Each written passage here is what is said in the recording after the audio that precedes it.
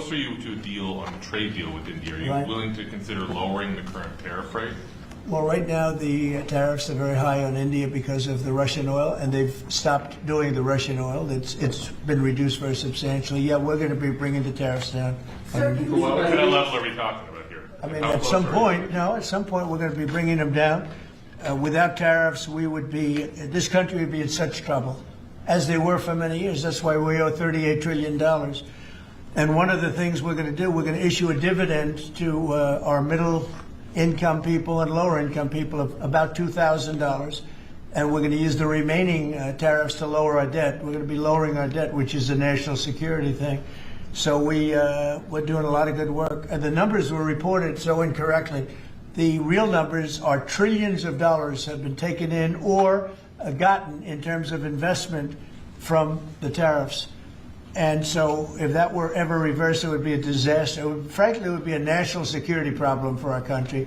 And nobody thinks it's going to be reversed. I think we had a very good court case. As you know, it's before the Supreme Court right now. But if that were ever reversed, people are saying, oh, it's $1 billion. Some people said, oh, it's $2 billion. Well, that obviously we can handle very easily.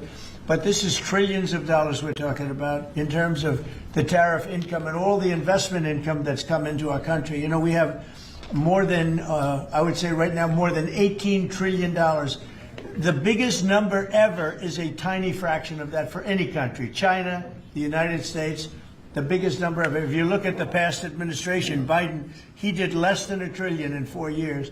We're over 18 trillion. By the time my first year ends, we're going to have over $20 trillion of investment coming into the United States. It's unheard of. We have AI factories. We're leading China by a lot.